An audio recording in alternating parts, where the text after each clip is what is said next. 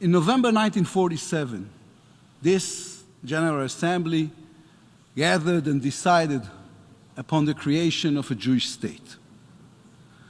Only a few 100,000 Jews lived in Israel at the time, in hostile surroundings, shocked and devastated after the Holocaust, in which 6 million of our people were murdered. 75 years later, Israel is a strong, liberal democracy, proud and prosperous.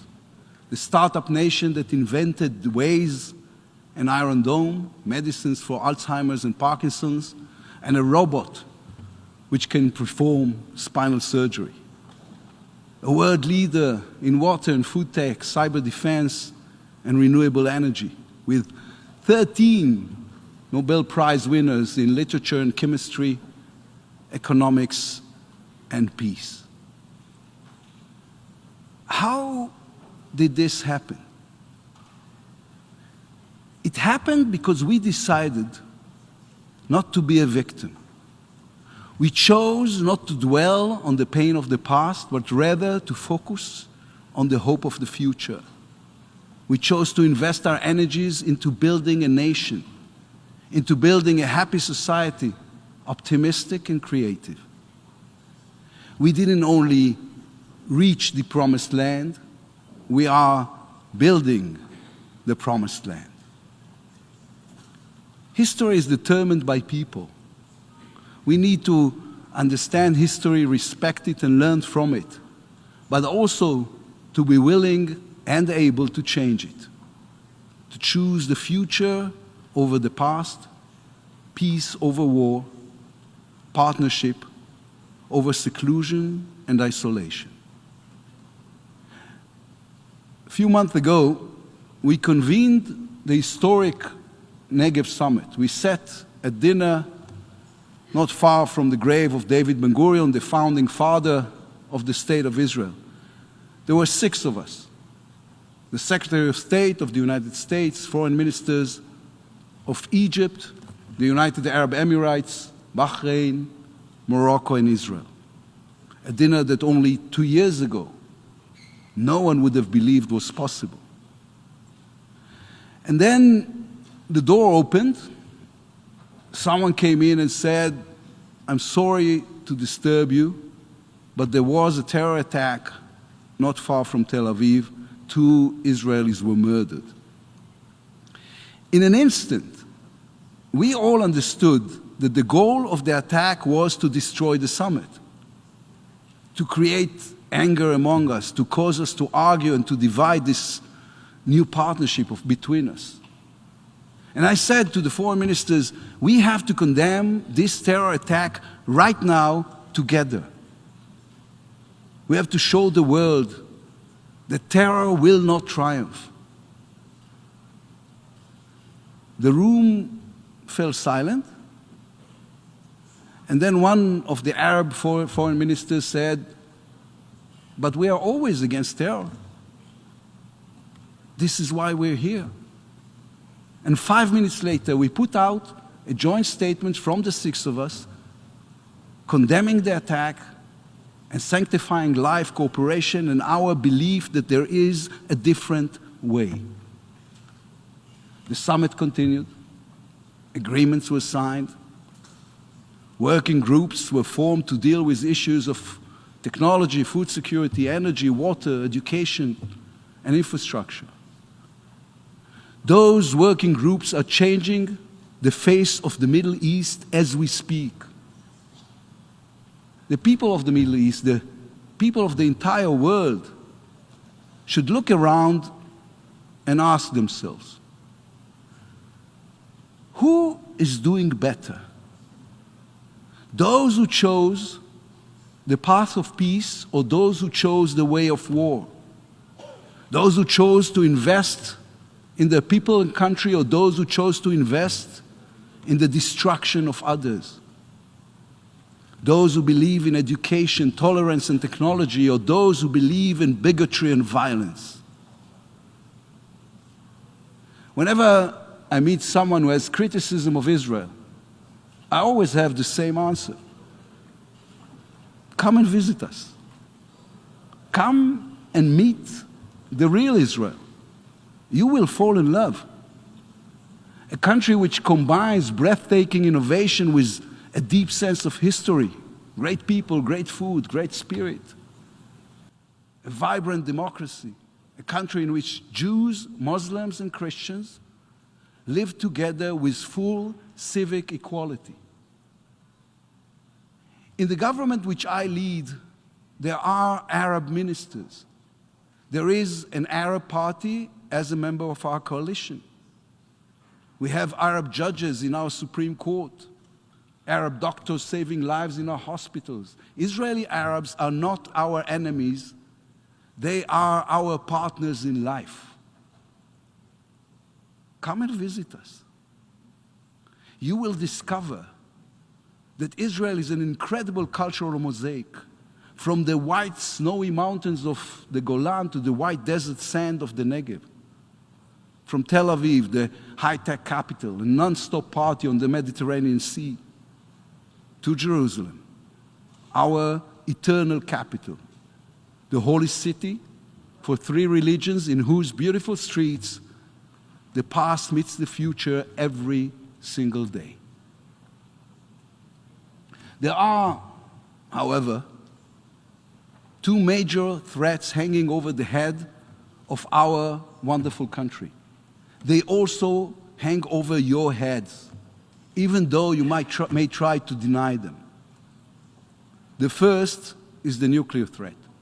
The fear that terrorist states and terrorist organizations will get their hands on nuclear weapons. The second threat is the demise of truth. Our democracies are slowly being poisoned by lies and fake news. Reckless politicians, totalitarian states, and radical organizations are undermining our perception of reality. We should know there is no country in the world that faces this phenomenon more than Israel. There is no country that has come under a greater attack of lies with such a vast amount of money and effort being invested in spreading disinformation about it. Last May, the picture of Malak Al-Tanani, a 3-year-old Palestinian girl, was published all over the world with the terrible news that she was killed with her parents in an attack by the Israeli Air Force. It was a heartbreaking image.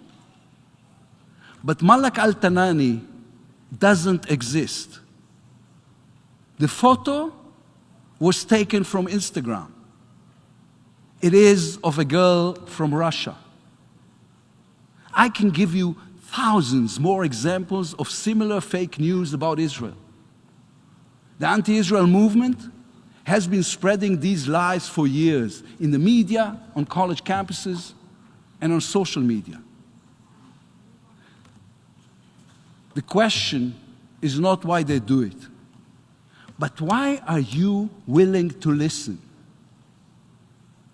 Why are you listening to people who have invested billions of dollars in distorting the truth? Why do you side with Islamic extremists who hang gay people from cranes, oppress women, and fire rockets at civilians from kindergartens and hospitals? I am not a guest in this building. Israel is a proud sovereign nation and an equal member of the United Nations. We will not be silent when those who wish to harm us use this very stage to spread lies about us. Anti-Semitism is the willingness to believe the worst about the Jews without questioning. Anti-Semitism is judging Israel by a different standard than any other country. Conducting this orchestra of hate is Iran. For more than 40 years now, in the town squares and on the streets of Iran, demonstrators have been photographed burning Israeli and American flags. Ask yourselves, where are the flags coming from? How did they get so many of our flags? The answer is they are manufacturing them especially, just so they can burn them. This is what an industry of hate looks like. This is a regime that systematically deals with hatred.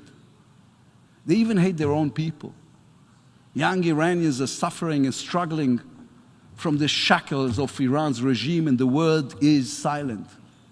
They cry for help in social media. They pay for the desire to live a life of freedom with their lives. Iran's regime hates Jews, hates women, hates gay people, hates the West. They hate and they kill Muslims who think differently, like Salman Rushdie and Mahsa Amini. Their hate is a way of life. It is a way to preserve the oppressive rule. There is only one member state in the UN that openly states it wished to destroy another member state.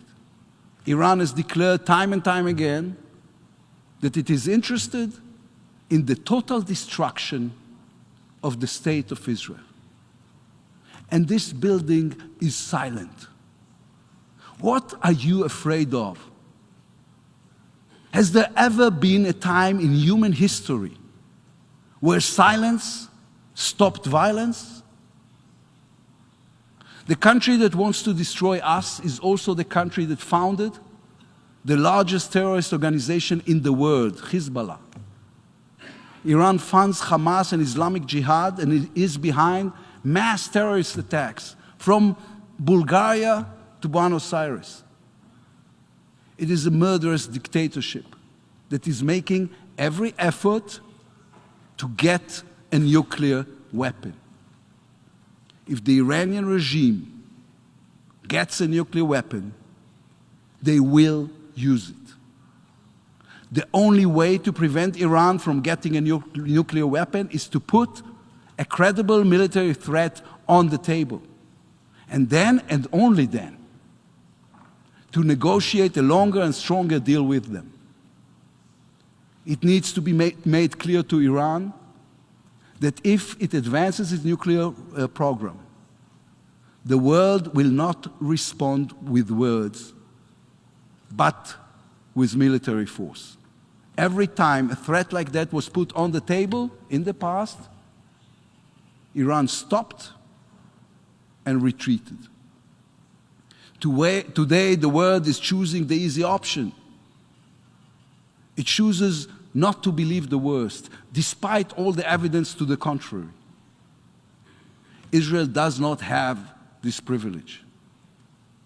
This time, we are not standing empty-handed against those who want to destroy us. The Jews today have a state. We have an army. We have great friendships, first and foremost with the United States. We have capabilities, and we are not afraid to use them. We will do whatever it takes. Iran will not get a nuclear weapon. We will not stand by while there are those who try to kill us. Not again. Never again.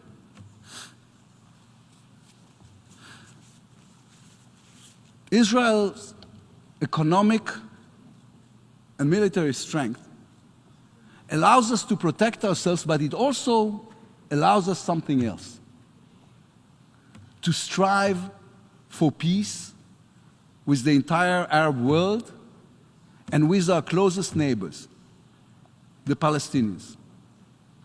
An agreement with the Palestinians based on the 2 states for 2 people is the right thing for Israel's security, for Israel's economy, and for the future of our children. Peace is not a compromise. It is the most courageous decision we can make. Peace is not weakness. It embodies within it the entire might of human spirit. War is a surrender to all that is bad within us. Peace is the victory of all that is good. Despite all the obstacles, still today, a large majority of Israelis support the vision of the two-state solution. I am one of them. We have only one condition: that the future Palestinian state will be a peaceful one, that it will not become another terror base from which to threaten the well-being and the very existence of Israel, that we will have the ability to protect the security of all the citizens of Israel at all times. If someone believes that demand is too much, then look at the neighborhood in which we live. Look at Lebanon, a collapsing state controlled by Hezbollah.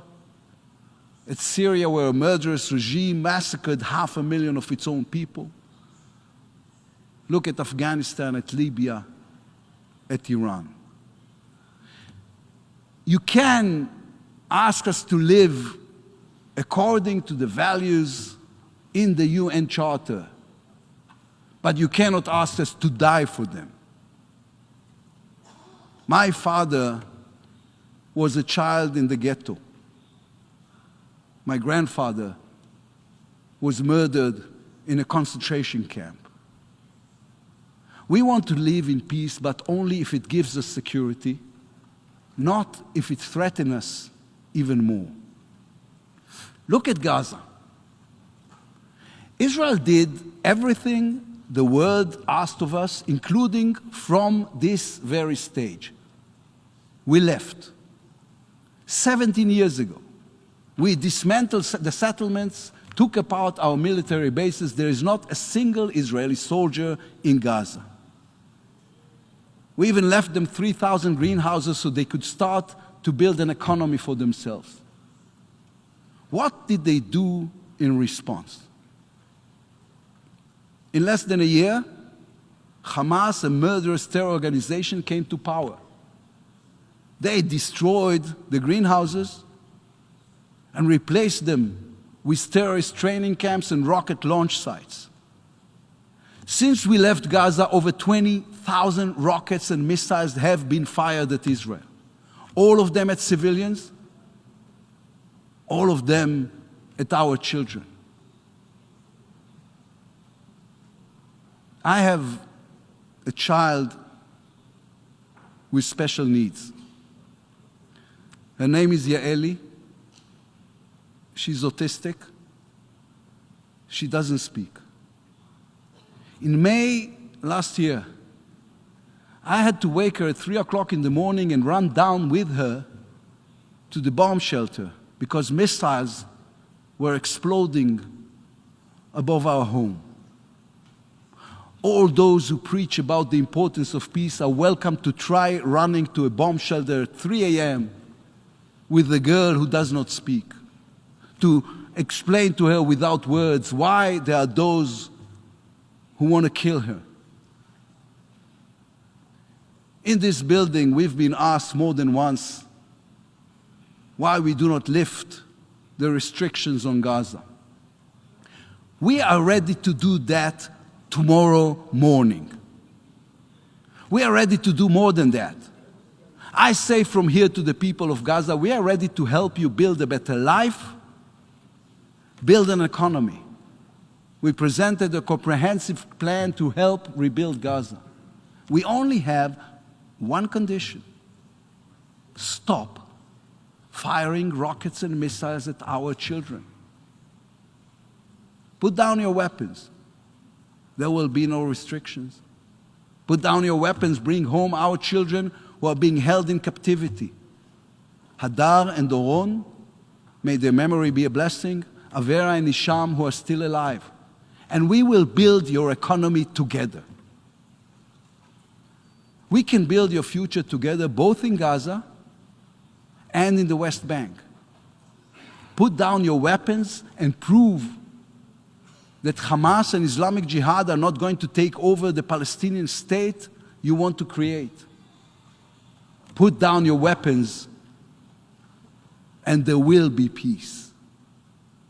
That is the minimum I owe my grandfather, my father, and my daughter.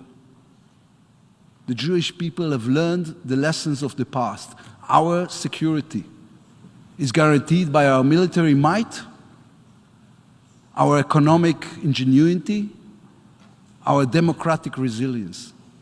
Israel seeks peace with all our neighbors, all our neighbors. We are not going anywhere. The Middle East is our home. We are here to stay forever. And we call upon every Muslim country from Saudi Arabia to Indonesia to recognize that and to come talk to us. Our hand is outstretched for peace. Conflicts do not disappear on their own. Hostility doesn't disappear on its own. People create conflicts. People can also replace them with friendship, kindness, and common good.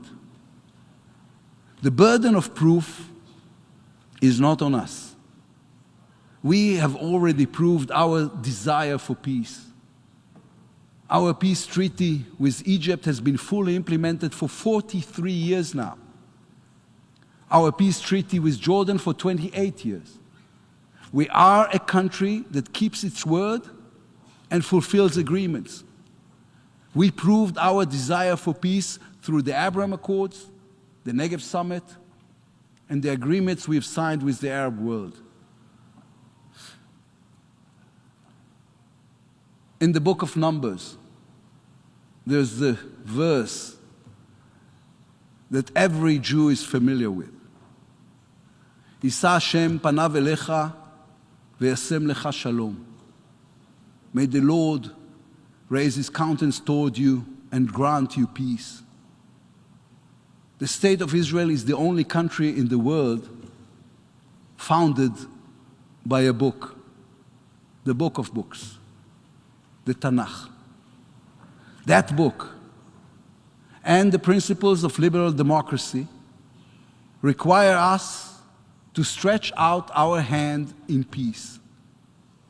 Our history requires us to be clear-eyed about it and very, very careful.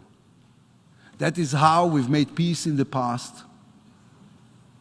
That is how we will make peace in the future. Thank you.